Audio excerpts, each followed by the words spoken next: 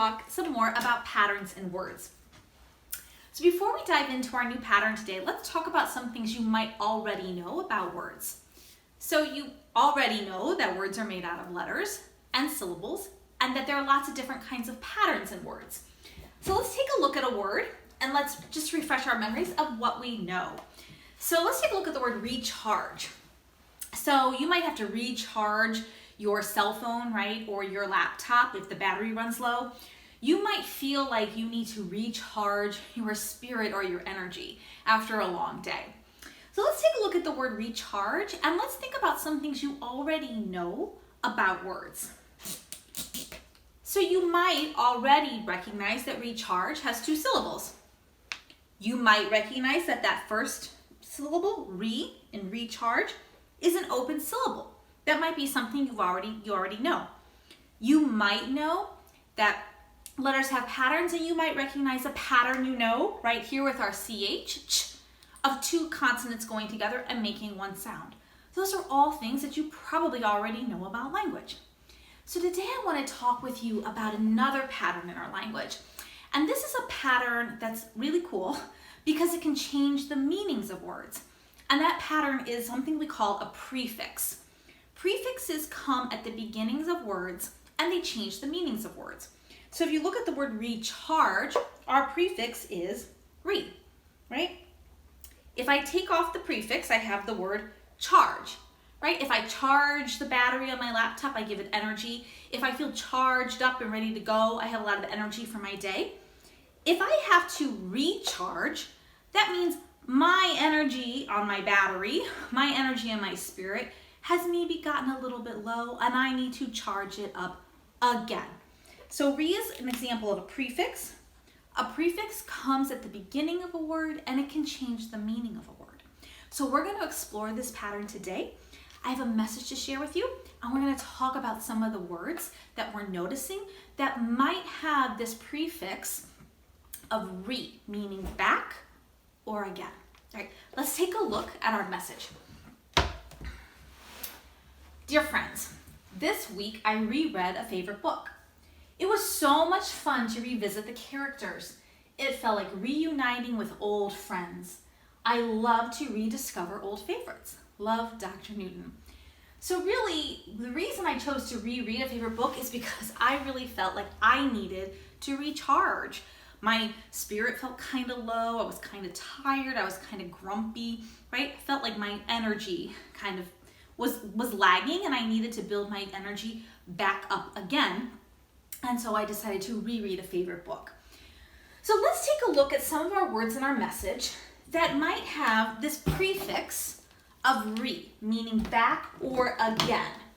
Take a look and see where you notice this prefix. Where do you notice this?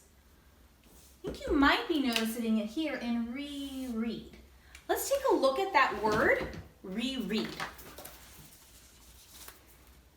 So if we reread something, what do? We read it again. So re is our prefix. It means back or again. So let's see if that works in our word reread. This week I reread a favorite book. I read the book again.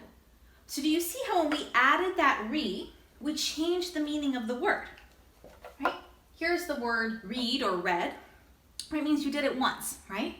If you reread or you reread a book, that means you read it again. So re is an example in this word of a prefix that means back or again. Let's see if we have this prefix anywhere else in our message and we'll talk about it. Where else are you seeing a word that you think might have this prefix of re, meaning back or again? I think I heard you say revisit. So let's take a look at the word revisit. What does it mean if you visit somebody or a place, right? You go to it. You visit a favorite book, you read it, right? You take a look at it. What happens if you revisit it? Right? You've already been there once. You go back and do it again. It was so much fun to revisit the characters, to visit them again. So there's another example of our prefix re that means back or again. Reread, I read something again. Revisit, I visit something again. Where else do we have this? Yeah, I think you guys see it here. And this nice long word, reuniting. Reuniting. If you unite with somebody, you get together with them, right? You might unite with your cousins for a family picnic, or you might unite with your family from across the state for a special holiday.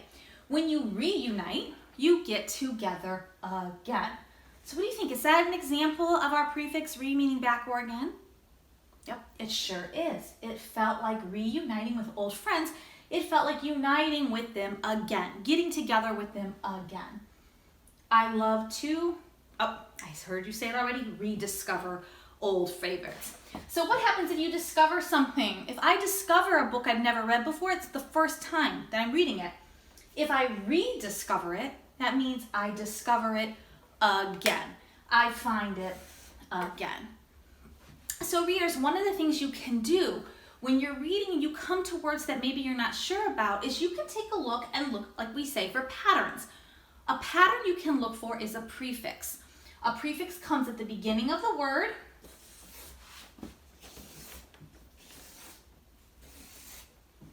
and it changes the meaning of the word. Prefixes are really powerful because they have meaning in them. Re is a prefix that means back or again. You add it to a word and it can change the meaning of a word. So one of the things you can do when you come to words you're not sure about is go and look at those patterns.